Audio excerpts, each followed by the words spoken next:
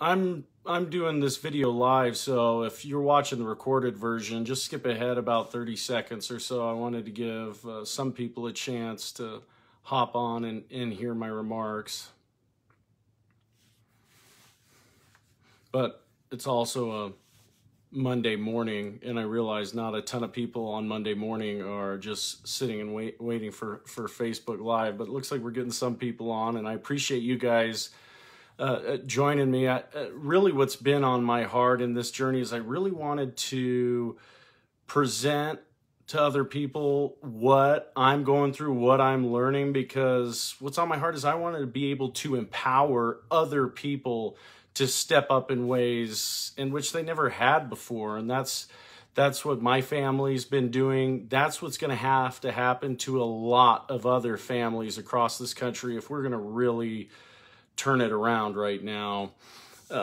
I tell you, some of the things that have really surprised me while we've been going through this campaign, and some of my big takeaways is the difficulty in getting folks to understand what's wrong right now, what's missing, and what we have to change. And the reality, I'll say that we have the government we have right now. We're in the situation we have right now because in some ways we've kind of failed a little bit. I hate to say that and be negative, but the reality is you don't get a broken system. You don't get a system rife with corruption and all the other problems that we're seeing unless it was enabled in some ways. So I think it's really incumbent upon us to address it. But I've seen it even recently in this last week. I think there's a lot of people that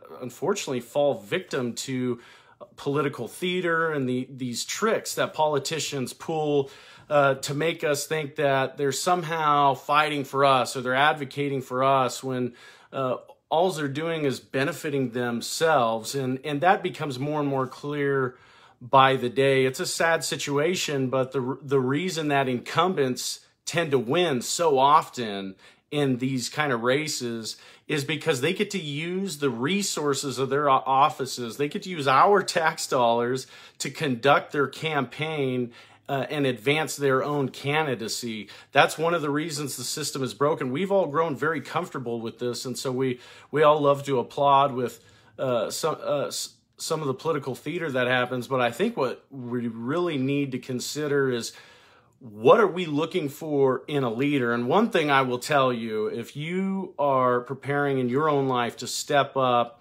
in this fight for the soul of America, and I don't think anybody would deny that we are in a struggle for the very identity and soul of this country right now. You know, if you're getting ready to step up for that, just know that a campaign will be one of the things that absolutely molds you on this journey. The pressure is immense.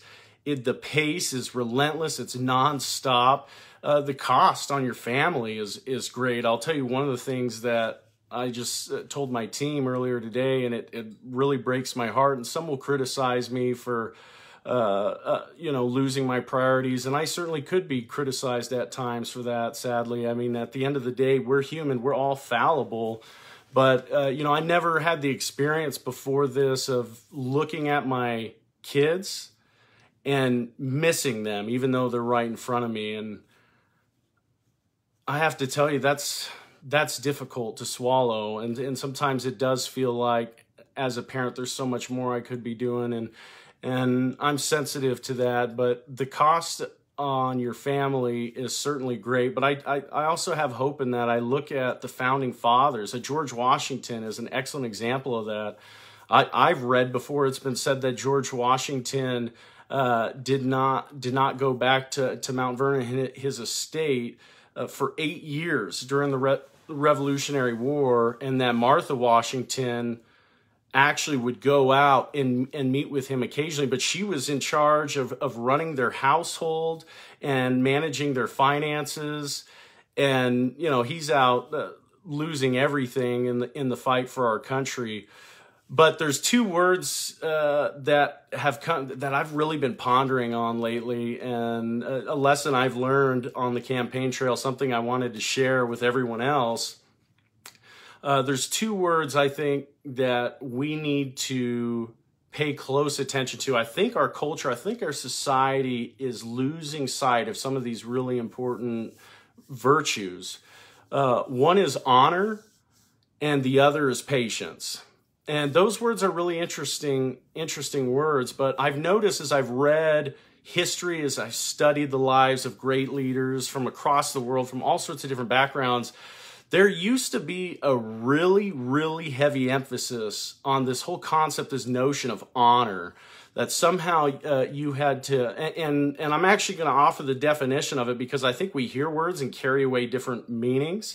The definition of honor is to honor something is to give great respect, to esteem something very highly. We cannot say that we love our country and we respect the sacrifices of the founding fathers and of our veterans and all those who fought for the idea of America and all those who came before us. We can't say we respect that if we're not willing to honor their sacrifice by offering it in return. But I noticed that in politics, a lot of folks are very comfortable with ideas that lack honor. It really is, the perspective is surprisingly short term amongst a lot of political operative types that I encounter, which is, one reason why I brought in for my campaign, I brought in my own team, people who are not political operatives. And this is why I have the best darn campaign team in the state, bar none. I mean, you look at what we're doing, we're running the best campaign this state has ever seen. Ask anyone who's been involved and watched these statewide efforts. My team are not made of political operatives. I think that's really blessed a lot of what we're doing because my team hasn't been perverted with these broken political notion. Ryan, I see your comment there, and thank you. I appreciate you sharing that. He said, from one dad to another, keep going. You are trying to set up and secure a better state for your kids, and I appreciate that. This whole journey does not go without a whole lot of lumps, bruises, and scars, and sometimes it's nice to be reaffirmed. Hey, Bill, I know, Bill. Thanks for tuning in. But we've lost the notion of honor in this country. I want to bring it back. I want to hear people start using that word again and start considering what honor means. Honor means you respect, you appreciate your family, you appreciate this country, you appreciate and respect and esteem very highly the opportunity that you've had to live in America and live in Idaho, right? And I often say Idaho's the last foxhole for the American dream.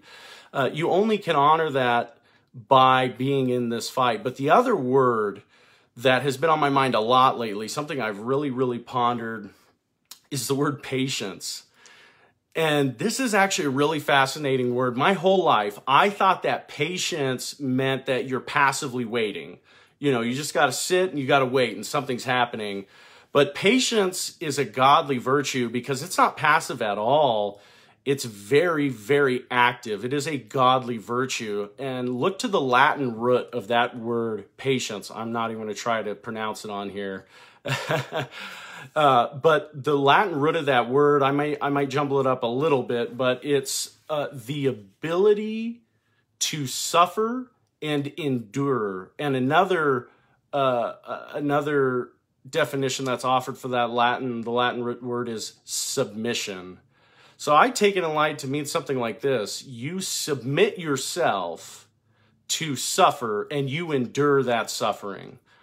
That's an active choice. That's a blessing. And if you look at the greatest leaders in world history, if you look at people who've brought incredible transformational change, you will notice that they are patient. They endure, they suffer, they have that ability. And so I would hope that as people approach this election, I hope that we would look at the candidates, not just at the campaigns we're all running, which is an important part of it, but what type of leader are you supporting? what things do they stand for, right? How is this process being in this fight molding them and changing them? And so one of the things that I've been told is people are really just craving honesty. So much of what we see now is manufactured and engineered, and people are just getting I'm sick and tired of it. It's all bull crap. Any more of what we see, it's mostly bull crap now.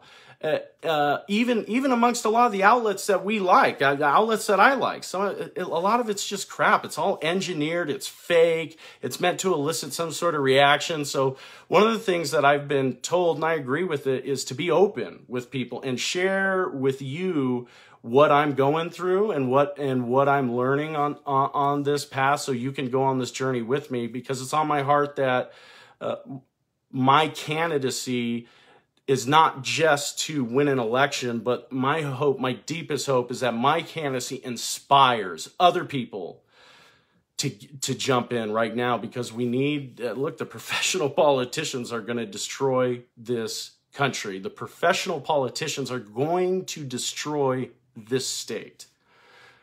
It has to be us, folks. It just has to be that way.